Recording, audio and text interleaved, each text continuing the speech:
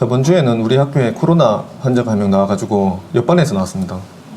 갑자기 그런 일이 벌어지니까 학교가 완전 비상이 되다시피 이렇게 거의 뭐 마비되다시피 이렇게 돌아갑니다. 근데 옆에 반에서 아니면 내 이웃집에서 주위에서 언제 생길지 모르기 때문에 그런 상황이 딱 이렇게 닥쳐지면은 그때 내가 누구를 만났는가, 내가 어디에 있었는가 막 이러면서 이렇게 됩니다.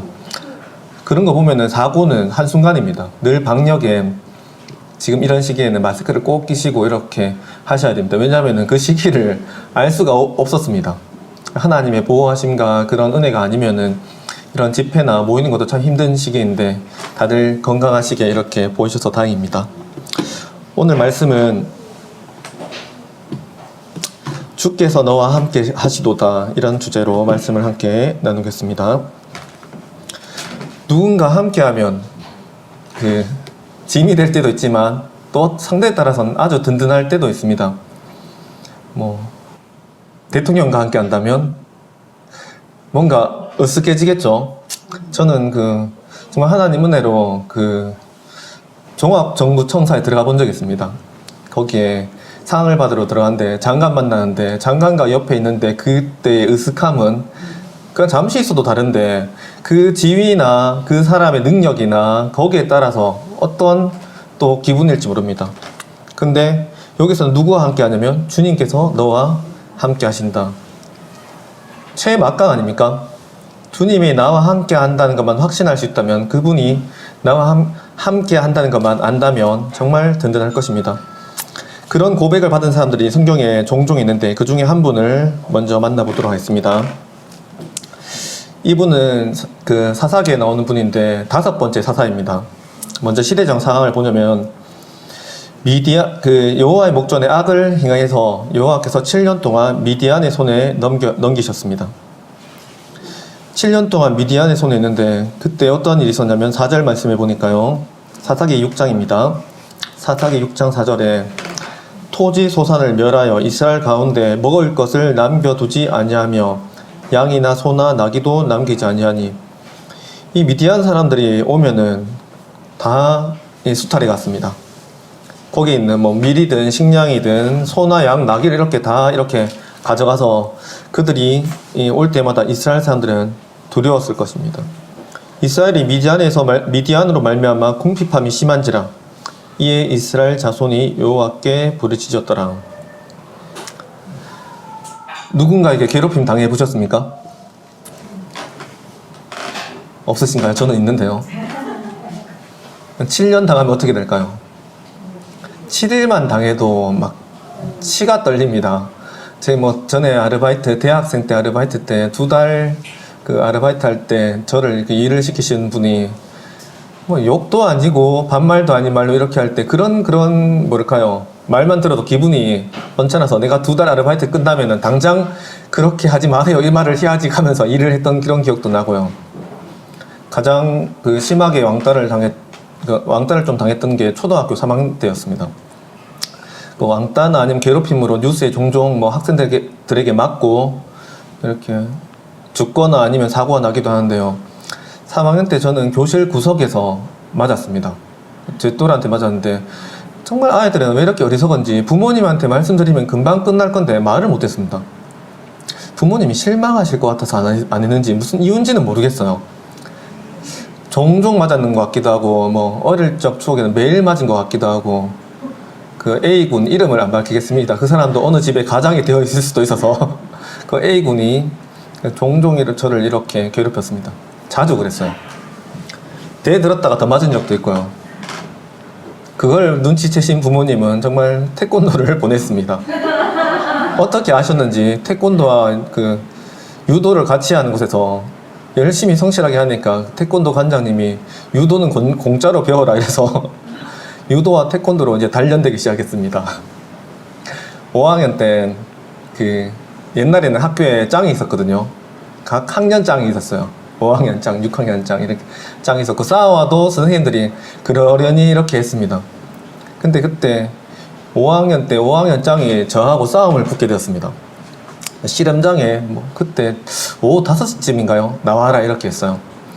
그때 제가 어른들이 타는 사이클을 타고 다니면서 뒤에는 태권도 도복을 이렇게 묶고 다니고 그 자신감 있을 때였습니다. 싸우자 했는데도 떨리긴 너무 떨리고 5학년 중에 싸움을 제일 잘하는 친구지만 이상하게 겁이 별로 안 났어요.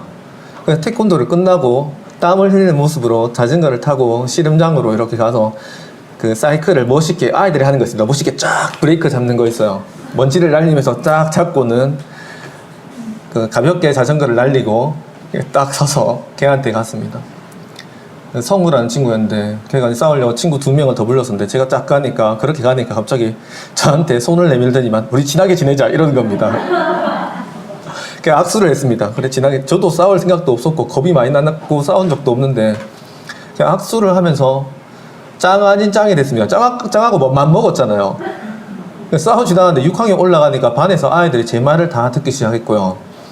5학년 때 그 담임선생님을 정말 잘 만나가지고 그 담임 선생님 덕분에 성적이 부쩍 올랐습니다. 이 얘기 하자면 길기 때문에 성적이 필요하신 분들은 개인적으로 얘기해 주시거나 필요하시면 제가 다시 얘기하도록 하겠습니다.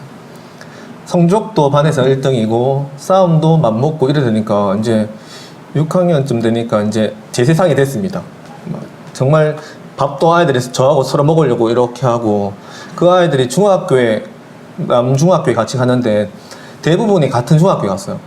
그러니까 아이들이 제 말을 듣는다 해야 되나요? 이렇게 저를 잘 따라줬습니다. 저하고 제일 친한 친구가 있었는데 그 성민이가 야, 점심시간에 중학교 때 같이 놀자 이렇게 하길래 뭐 빵 셔틀을 당하고 있는 거예요.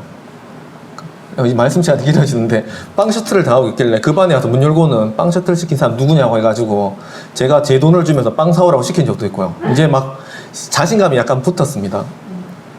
중학교 2학년 때 드디어 사건이 벌어집니다. 중학교 2학년 때 명덕 내거리라고 한 8차선인가 10차선 되는 넓은 시내 쪽에 도로가 있습니다. 그 도로에서 그 맞은편에 횡단보도에서 심장이 뛰는 일이 벌어졌습니다. 그 맞은편에 그 애가 보였는데 걔가 누구냐면 제 초등학교 3학년 때 저를 괴롭혔던 아이였습니다. 4학년 때 전학 갔거든요. 드디어 마주친 겁니다. 제 그 한을 갚을 수 있는 제가 그때 어떻게 하냐면 제 가방을 횡단보도에 내려놓고요. 신발 주머니에 내려놓고 뛸 준비를 했습니다. 심장이 너무 떨렸어요. 이 건들다가는 걔한테 하도 맞아 놓으니까 분명히 또 맞을 건데 하는 두려움이 막 엄습했는데 이때 아니면 언제 복수하냐. 초록불이 되면 뛰어가서 자전거를 타고 있는 A군을 발로 먼저 차서 시작을 해야 되겠다. 이렇게 두근두근 하면서 거의 이러다가 내가 더 걔한테 이겨본 적이 없으니까요. 너무 겁이 났는데 초록불이 딱 생기니까 저도 모르게 뛰기 시작했습니다. 막 뛰어갔는데 그 A군이 갑자기 자전거를 타더니만 그 내리막길로 도망가기 시작하는 겁니다. 저를 알아본 거예요. 전 그때 막 온갖 세포의 기쁨이 느껴졌습니다. 얘가 도망을 가다니 전력을 다해서 뛰었습니다. 전력을 다해서 뛰고 걔는 전력을 다해서 자전거를 타고 가는데 그때 자전거 안장을 이렇게 잡아서 당겨서 이 자전거를 확 넘어뜨리면 이제 승부가 나겠구나 해서 막 뛰어갔어요. 막 내리막길로 뛰어갔는데 제가 손을 뻗쳤는데 자전거 안장에 톡 대었는데 그때 느낌이요. 아직도 느낌이 납니다. 톡 대었을 때요. 자전거는 내려가고 점점점 사이는 멀어지고 전 못 잡았거든요. 잠시 초등학교 때 당했던 그 경험도 왕따의 경험도 아직도 기억에 남는데 7년 미디안에게 토지와 소산과 양과 소와 나귀를 빼앗기고 운이 나쁘면 죽임을 당합니다. 이 이스라엘 사람들 기분 어땠을까요? 우리가 일제시대에 치하했을 때도 어떤 사람이 그 나라를 구해냈더라면 우리나라 사람이 구해냈더라면 그분은 아마 세종대왕급의 영웅이 되어 있을 것 같습니다. 이때 이 미디안의 손에서 건져낸 이 사람은 분명 영웅입니다. 모세급으로 올라갈 정도의 이 시대의 영웅일 것입니다. 이분이 누군지 한번 보겠습니다. 이분의 이름은 바로 기드온입니다. 미디안과 그 연합군들이 10만이 넘는 대군을 끌고 이스라엘을 이제 징벌하러 왔습니다. 그때 기드온은 이 미디안과 싸우기 위해서 이스라엘 사람을 모았는데 처음에 모인 사람이 32,000명이었습니다. 숫자가 적어요. 한 5배 정도 될 것 같아요. 그 적군이요. 근데 하나님 뭐라고 말씀하셨냐면 너무 군인이 많다. 숫자를 줄여라. 그래서 기드온이 두려워하는 사람들 다 집에 보냈습니다. 그러니까 22,000명이 정도가 가고 10,000명이 남았습니다. 하나님이 또 말씀하시기를 이들도 군사가 너무 많다. 그리고 하나님 한 가지 테스트를 하셨는데 강가에 내려가서 물을 먹게 하셨죠.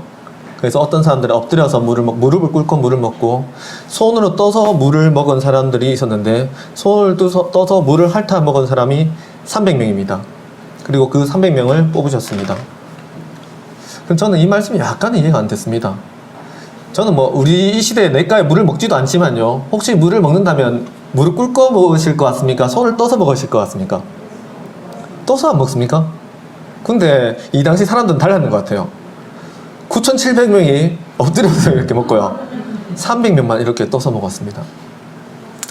그래서 하나님은 300명을 데리고 상대는 10만이 넘는 13만 5천 명 가기도 하는데요. 10만이 넘는 대군과 싸우러 갑니다.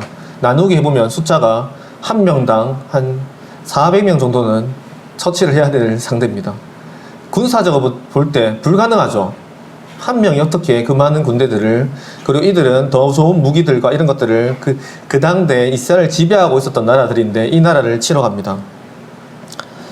300명이 이 전쟁에서 이렇게 이기고 이렇게 구해내게 됩니다. 이 300은 정말 이렇게 3만 명 중에 300이니까요.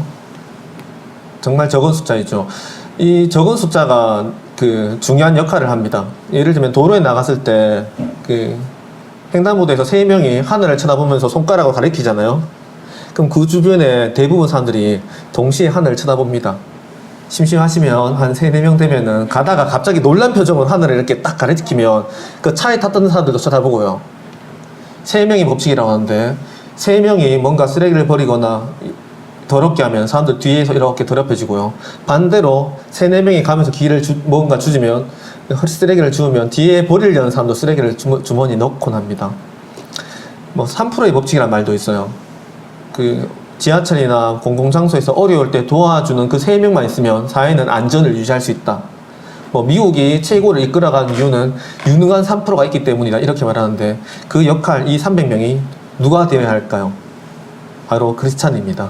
우리 성도님들이 그곳에 있을 때 이 300의 역할을 하셔야 됩니다. 이 300명이 3부대로 나눕니다. 100명, 100명, 100명으로 무장을 해서 가는 게 아니라 한 손에는 나팔을 들고요. 한 손에 횃불을 들고요.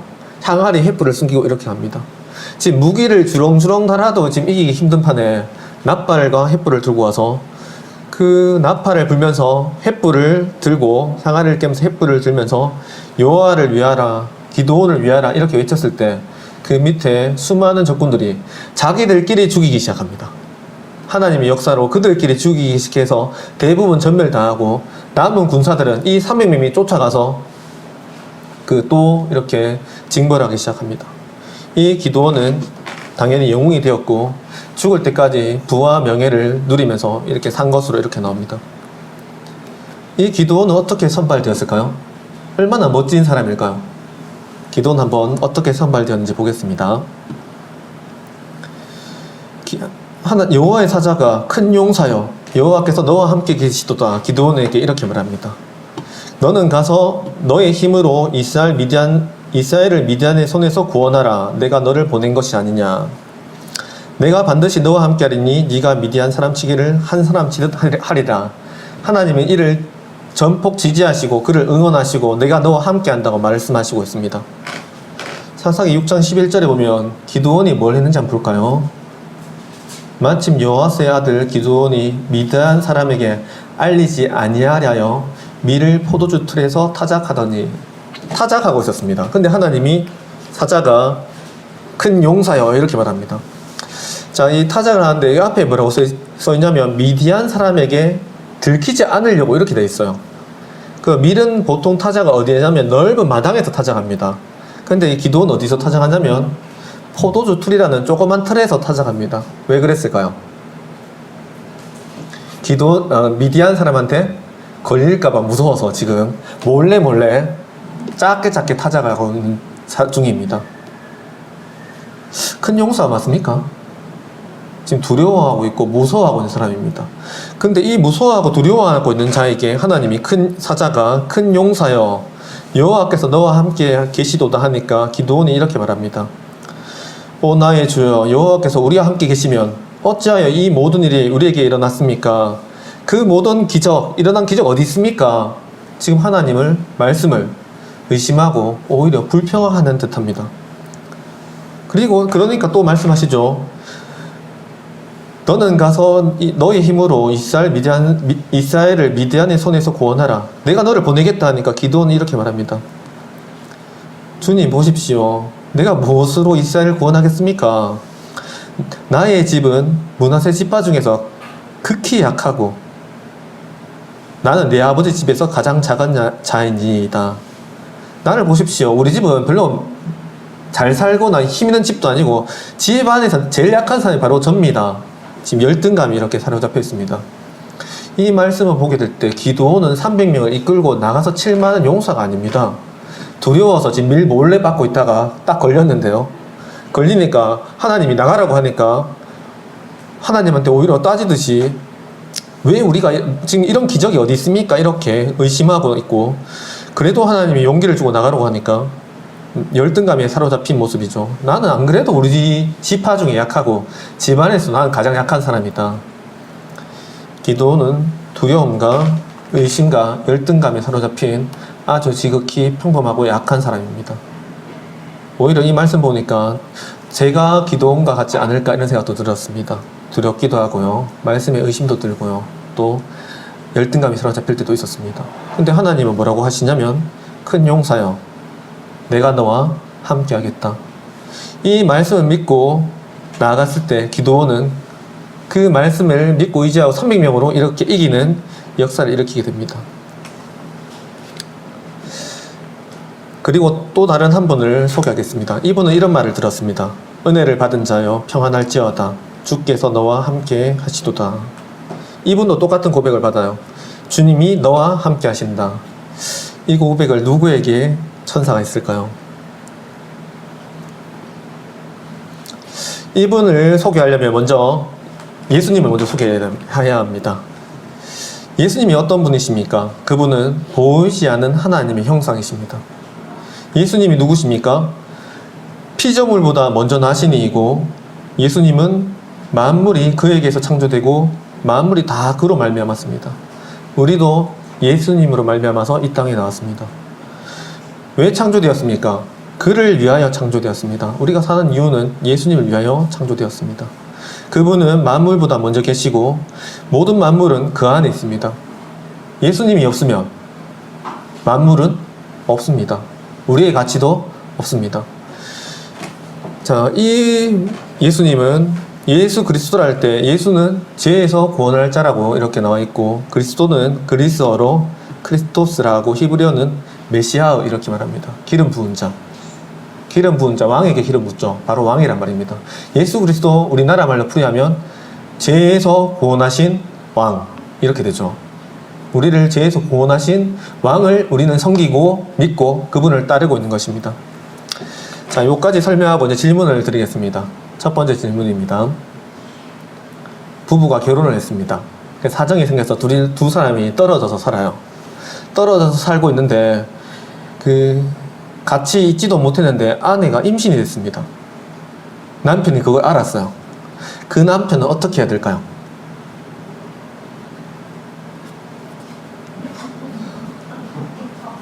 아주 곤란한 상황이죠. 어떻게 해야 될까요? 한번 이렇게 엎어야 될까요? 두 번째 질문입니다. 우리는 선택하지 못하는 것들이 있습니다. 몇 가지가 있어요. 특히 대표적인 것 중에 하나가 부모님입니다. 선택할 수가 없죠. 뭐 아이를 이렇게 나무라겠지만 그 아이는 부모님을 닮은 것 뿐입니다. 제가 했다면 부모님을 닮은 죄입니다. 아이는 부모님을 선택할 수 없어요.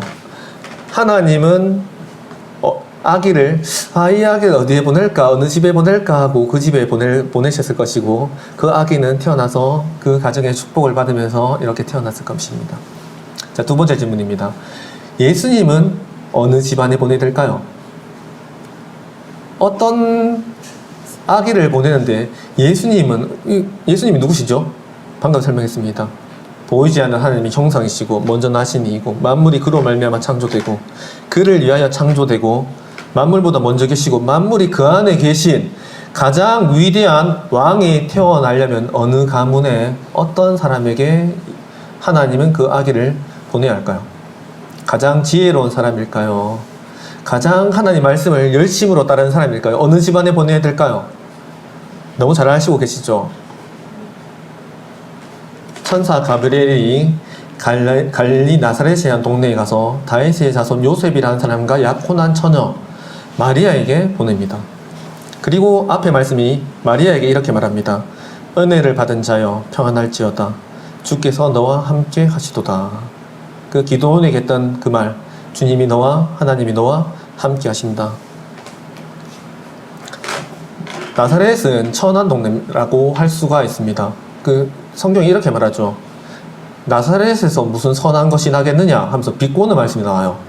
그 시골 동네 뭐 어떤 사람은 거기 한 200명 정도 살았다는데 거기에 뭐 깨끗하고 거룩하고 바리새인들 이런 사람들이 안 살았는 것 같아요. 천한 동네로 이렇게 말하고 있는 이 나사렛이라는 이 초라한 동네에 한 여자에게 이렇게 주님께서 너와 함께 하시도다 천사 가브리엘이 나타납니다.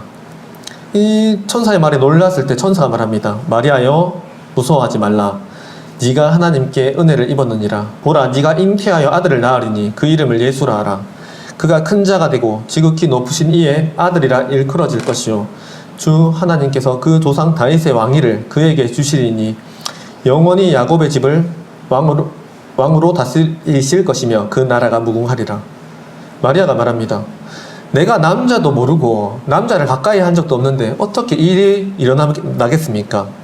천사가 성령이 너에게 임하시고 지극히 높으신 이의 능력이 너를 덮으시리니 이러므로 나실 바 거룩한 이는 하나님의 아들이라 일컬어지리라. 이렇게 말씀하시면서 대저 하나님의 모든 말씀은 능하시 못하심이 없느니라. 예수님이 아기를 보내는데 선택받은 사람이 바로 마리아입니다. 도대체 마리아가 어떤 여자이길래 하나님이 그 위대하신 온 우주를 창조하신 왕을 이 여자를 통해서 보내실까요?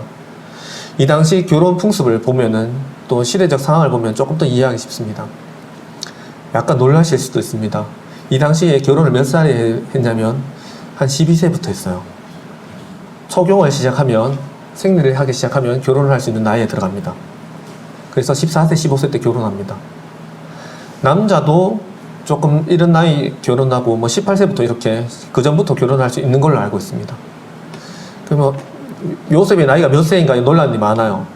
성경이 없으니까요. 또 예수님이 그 사역 하실 때 보면 요셉이 안 나오기 때문에 나이가 많았을 것이라는 추측도 있고요. 근데 마리아의 나이는 어느 정도 예측할 수가 있습니다. 여기 보면 처녀라고 이렇게 나와 있죠. 파르테노스라는데 그리스어로 이 처녀를 의미합니다. 그러면 10대일 가능성이 높습니다. 그 당시 나이를 보면. 마리아가 이 하나님의 그 말씀을 천사에게 받았을 때 30대도 아니고 40대 믿음이 거룩한 분이 아닙니다. 연약한 소녀였습니다. 10대의 소녀에게 이런 고백이 떨어집니다. 이 당시 여자는 천대받는 시기였습니다. 인구의 숫자에 들어가지도 않고요. 계수하지도 않았습니다. 그리고 그 여자가 잘못된 짓을 하면은 그냥 돌로 요한복음 8장에 보면 돌로 맞아 죽을 뻔한 여자가 나오죠. 그냥 돌로 바로 이렇게 칠 수도 있었고, 뭐 얼마 전까지만 해도 이스라엘 나라에서는 그 부모의 허락 없이 연애를 한다고 그 오빠가 도끼로 너는 우리 집에 거룩하지 않다고 도끼로 이렇게 죽이거나 끔찍한 일이 벌어지기도 합니다. 2010년대에도 보면은 그 이웃집 마을과 그 사귀었다는 이유로 그 소녀를 거의 벗겨놓고는 마을에다가 묶어서 이렇게 아주 말을 세게 달려서 온몸이 상처가 입히게 이렇게 막 동네에 창피를 주기도 한 그런 당시, 지금 시기도 그런데 이 당시에 10대 소녀의 이때의 그 권위는 얼마나 낮았겠습니까? 그 결혼하게 되면 이스라엘 사람들은 한 1개월에서 1년 정도 이런 약혼 기간을 줍니다. 보통 1개월이면 되는데 보통 1년을 약혼 기간을 뒀대요. 그리고 1년 동안 남자는 뭘 하냐면 그 여자를 데리고 집을 준비하는 겁니다. 여자는 1년 동안 뭘 하느냐, 그 남은 기간 동안 자기의 정절을 증거하는 겁니다. 나는 내 몸에 아무 이상이 없고 임신하지 않았다. 과부는 한 90일 정도 기간을 줬대요. 그리고 90일 동안 임신이 되어 있는지 안 되어 있는지 이 정절 기간이 있었습니다. 그러면 요셉이 해야 될 건 무엇입니까? 집을 마련하는 겁니다. 그러니까 마리아가 이제 약혼을 했잖아요. 이 약혼을 했다고 써있는데 약혼한 처자죠. 1년 동안 뭘 해야 되죠? 자기의 정절을 보여야 될 시기입니다. 이 정절이 보여지지 않으면 어떤 벌에 처해질 수 있냐면 끌고 나가서 이렇게 돌을 치는데 누가 가장 먼저 돌을 치자면 약혼한 남자가 먼저 돌을 칩니다. 이렇게 돌을 치게 되는데 지금 마리아에게 벌어진 일을 상상해 보십시오. 지금 자기가 최대한 뭘 해야 될 시기냐면 정절을 지켜야 될 시기입니다. 이 정절이 깨지면 자기는 목숨을 잃을 수도 있습니다. 천사가 나타나서 뭐라고 하냐면 너는 임신이 될 것이다. 난 남자를 모릅니다. 그러니까 너는 하나님의 아들을 갖게 될 것이다. 이렇게 말하고 있습니다. 보통 사람이라면 뭐라고 대답을 해야 될까요? 어떤 사람은 거부할 수도 있을 겁니다. 하나님, 이건 아닙니다. 지금 제가 약혼한 기간이고 지금 이 기간 동안만은 안 됩니다. 이렇게 할 수도 있고, 조금 믿음이 있다면 스톱하겠죠. 잠시만요. 제가 생각을 좀 해보겠습니다. 이렇게 하는 게 정상일 것 같아요. 우리에게 만약에 하나님 말씀이 떨어졌는데 너 아주 위험한 상황에 가서 곧 죽을 수도 있다. 한번 해보거라. 이런 명령이 떨어진다면 저는 주의 종이오니 주의 뜻대로 될지어다. 이렇게 할 수 있는 그 상황에 우리가 떨어진다면 막상 그 말이 떨어질까요? 기드온이 그래서 뭐라고 했습니까? 3번이나 두려워하고 의심하고 이렇게 하나님께 이렇게 묻기도 했습니다. 그런데 마리아는 뭐라고 말하는지 보십시오. 주의 여종이오니 말씀대로 내게 이루어지이다. 나는 주님의 여종일 뿐입니다. 하나님 말씀에 내가 이 일로 곤란하거나 죽을 수 있다면 저는 죽겠습니다. 이 말입니다. 요셉은 지금 이 사실도 모르고 있어요. 상의도 안 하고요. 요셉과 잠시 상의를 해보겠습니다. 이렇게 잠시만요. 제 남편과 상의해보고 잉태를 할지 안 할지 결정을 해보겠습니다. 이것도 아니라 바로 주님 말씀에 순종합니다. 그 어린 소녀가 이렇게 순종하는 모습을 볼 때 정말 이분이 예수님의 어머니가 맞구나. 아버지를 한번 볼까요? 지금 약혼하고 있었는데 동거하기 전에 성령으로 잉태된 것이 나타났더니 요셉은 성령으로 잉태된지 몰라요. 자기 부인이 배가 불러오고 있습니다. 자기가 사랑한 여자가 그 또 정절을 지켜야 될 그 시기에 그 당대 율법이 엄격하고 바리새인과 서기관들이 이렇게 수많은 조항들을 만든 그 시기에 배가 불러왔습니다.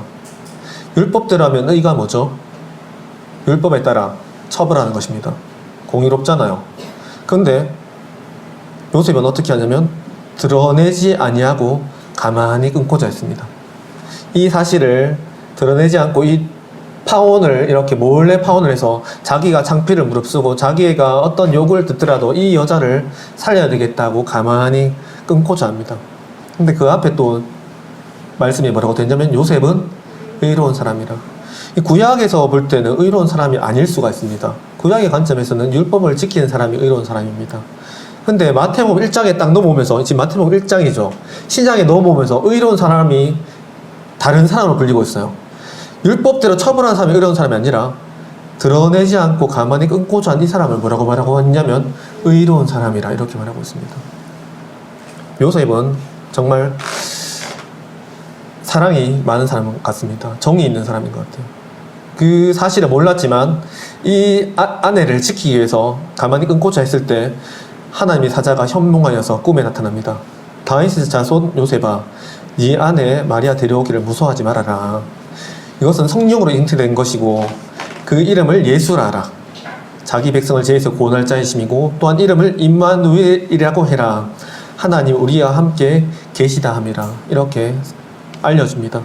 요셉이 잠에서 깨어 일어나 주의 사자의 분부대로 행하여 그의 아내를 데려왔고 아들을 낳기까지 동침하지 않고 이름을 예수라고 이렇게 지었습니다. 제일 처음에 요셉은 정말 황당했을 것입니다. 마리아가 먼저 얘기를 했겠죠. 뭐라고 얘기를 했겠습니까? 천사가 나타나서 내가 임신이 되었어. 이걸 못 듣고 들었다고 생각해 보십시오. 이 여자가 도대체 어떤 남자의 아기길래 이렇게 지키려고 지금 환장을 했지? 그것도 신성모독죄로. 이거는 하나님의 아들이야. 신성모독죄, 간음죄, 정말 황당하게 그지없는데 이 감정을 참고 끊고자 했지만 하나님의 천사의 현몽으로 이것을 깨닫게 됩니다. 요셉의 사랑은 어떤 사랑이냐면 감정적인 사랑이 아니었습니다. 내가 감정이 좋으니까 사랑하고 감정이 식었으니까 사랑을 버린 게 아니라 믿음에 기반한 사랑이었습니다. 하나님 말씀이 이러니까, 내가 이 여자 사랑하니까 하나님 말씀에 따라서 이 여자를 사랑해야지. 그리고 그 말씀을 믿고 이 아기도 믿고 하나님 말씀에 따라서 데리고 와서 이렇게 예수님을 낳게 됩니다. 서기관이 묻습니다. 첫째 되는 계명이 무엇입니까? 예수님은 말씀하셨습니다. 우리 하나님은 유일한 주시라. 내 마음을 다하고 목숨을 다하고 뜻을 다하고 힘을 다하여 주 너의 하나님을 사랑하라 하신 것이요. 둘째는 내 이웃을 내 자신과 같이 사랑하라. 마리아는 마음과 목숨과 뜻을 다했습니다. 자기 목숨을 걸었습니다. 왜요? 하나님을 사랑하고 그분에게 말씀에 순종했던 것입니다. 그리고 요셉 어떤 남자죠? 멋진 남자죠? 내 이웃을 내 자신과 같이 사랑해서 그가 다치지 않도록 이렇게 했습니다. 정말 이 가족은 하나님과 이웃을 사랑한 엄마야, 아빠야, 이 사람에게서 누가 나왔느냐? 바로 예수 그리스도가 나왔습니다. 하나님은 사랑이시라. 하나님을 가장 닮은 사람이 하는 것은 무엇일까요? 사랑입니다. 그 사랑의 그 가족에서 예수님이 이렇게 태어나게 됩니다. 그러면 마음을 다하고 목숨을 다하고 뜻을 다해서 사랑한 사람을 한번 또 살펴보겠습니다. 마음을 다해서 사랑한 사람, 그분은 바로 다윗입니다. 다윗은 시편에 나의 힘이신 여호와여 내가 주를 사랑하나이다. 하나님을 최우선으로 마음을 다해서 사랑한 사람입니다. 자기가 왕인데도 불구하고 시편에 뭐라고 계속 고백하냐면 나의 주 나의 왕이요. 자기가 이스라엘 최고의 왕인데 자기를 왕으로 말하지 않고 계속 하나님이 나의 왕이시다. 그리고 그는 수많은 재산들을 모았습니다. 그 재산을 다윗이 모은 이유는 여호와의 성전을 짓기 위해서 어마어마한 그 보화들을 모아 놓았습니다. 하지만 하나님은 너는 전쟁에서 피를 너무 많이 흘렸기 때문에 네 아들 솔로몬이 지을 것이다 해서 솔로몬이 이렇게 짓게 되죠. 다윗은 생애 내내 하나님을 생각했습니다. 하나님을 왕으로 삼고 시편의 23편의 고백에서도 이렇게 말하죠. 나의 평생의 선하심과 인자하심이 반드시 나를 따르더니 내가 여호와의 집에 영원히 살리로다. 왕궁에 살리로다. 내 지위를 지키리로다가 아니라 다윗의 꿈은 하늘나라에서 그분 밑에 사는 것이었습니다. 마음을 다해서 하나님을 사랑한 이 다윗, 하나님은 그와 함께 계셨습니다. 다윗은 뭐라고 고백했습니까? 내가 다윗을 만나니까 내 마음이 합한 사람이라 내 뜻을 다 이루게 하리라. 그래서 예수님은 누구의 후손이시죠? 다윗의 자손 예수요. 하나님을 사랑한 사람, 주님이 함께 하십니다. 목숨을 다해서 사랑한 사람이 있습니다. 이분도 주님이 함께 하셨습니다. 목숨 바쳐서 사랑한 사람이 많지만 성경에 대놓고 나는 내 목숨을 바쳤다고 계속 말하는 분이 있습니다. 그분은 바로 바울입니다. 바울은 나는 이제 하나님께 갈 것이다. 내가 하나님께 제사가 되어 갈 것이다. 계속 이렇게 고백합니다. 오직 성령이 각 성에서 내게 증언하여 결박과 환난이 나를 기다린다 하시나. 결박과 환난이 지금 내 앞에 있다고 말하면 대비를 하고 약간 후퇴를 하고 이렇게 해야 될 거 아닙니까? 근데 바울은 뭐라고 말하죠?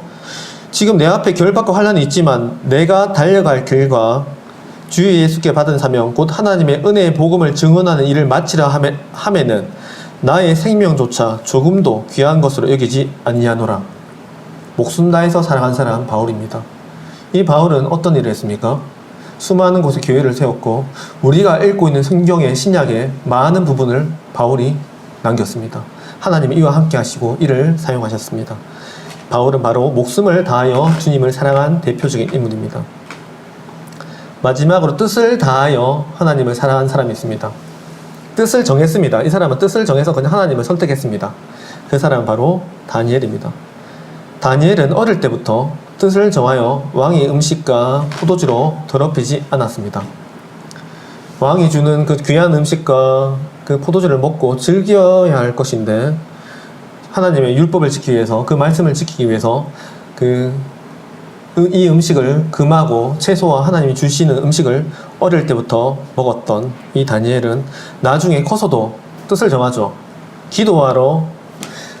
기도하면 사자굴에 들어간다는 그 말을 듣고도 뜻을 정해서 하루에 3번 또 기도를 합니다. 그리고 또 그 뜻 때문에 사자굴에 들어가게 됩니다. 다들 아시다시피 사자의 입을 막으시는 하나님을 체험하게 됩니다. 하나님이 함께 계시는 사람, 물론 하나님 우리와 함께 계십니다. 하나님이 특별히 함께 계시는 사랑하는 사람이 누구냐면 바로 나를 사랑하는 자들이 나의 사랑을 입으며 나를 간절히 찾는 자가 나를 만날 것이니라. 제가 이렇게 말씀을 전하지만 이 말씀 앞에서는 저는 기도원 같은 자임을 먼저 고백드립니다.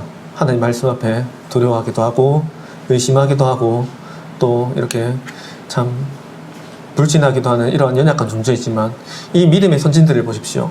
하나님을 선택할 때 하나님은 그들을 높이시고 승리케 하시는 것을 보게 됩니다. 자, 이 마리아, 주님이 함께 하시는 이 선택하신 이유가 무엇입니까? 이 고백 때문입니다. 주의 여종의 언이 말씀대로 내게 이루어지이다. 우리에게 필요한 것은 하나님이 우리에게 말씀하셨을 때, 내가 너와 함께 한다, 내가 너에게 이것을 부탁한다고 하셨을 때 우리의 고백이 중요합니다. 우리는 이 고백을 받았을 때, 하나님의 명령을 받았을 때 어떤 고백을 하시겠습니까?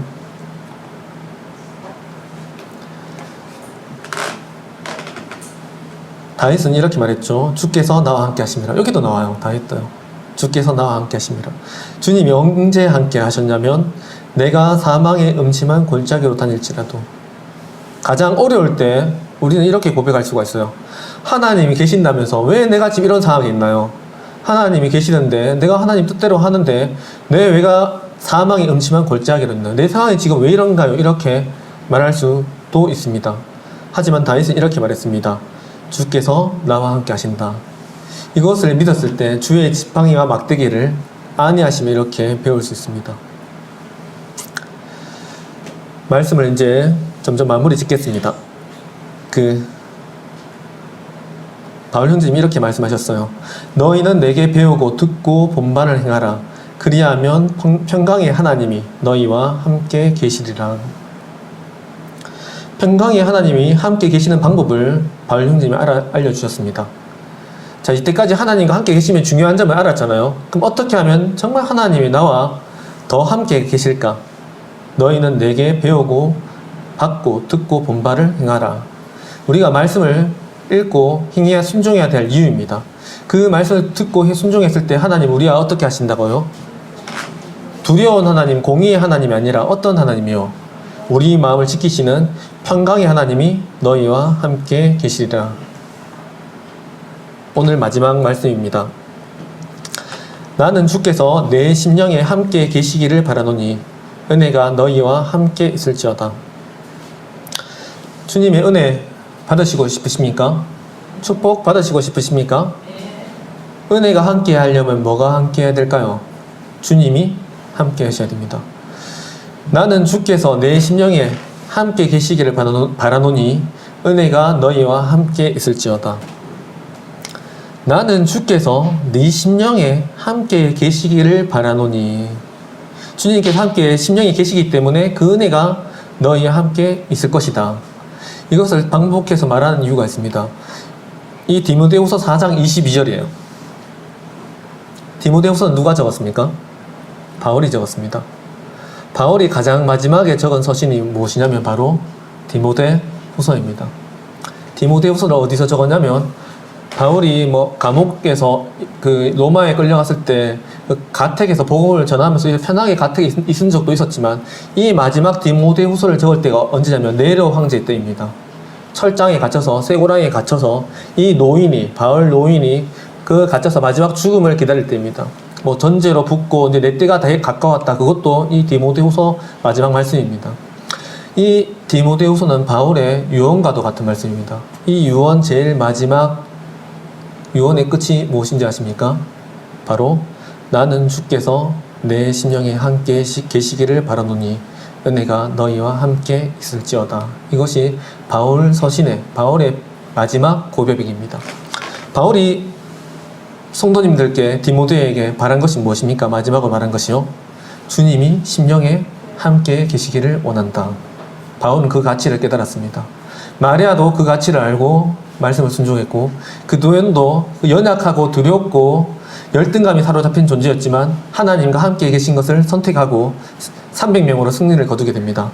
우리에게 사망의 음침한 골짜기나 얼음이 있을지라도 우리가 주님과 우리 심령에 함께 계신다면 그분이 반드시 지켜주시고 그 은혜가 우리와 함께 계실 것입니다. 마지막 구절 함께 읽어보고 오늘 말씀 모두 마치도록 하겠습니다. 시작.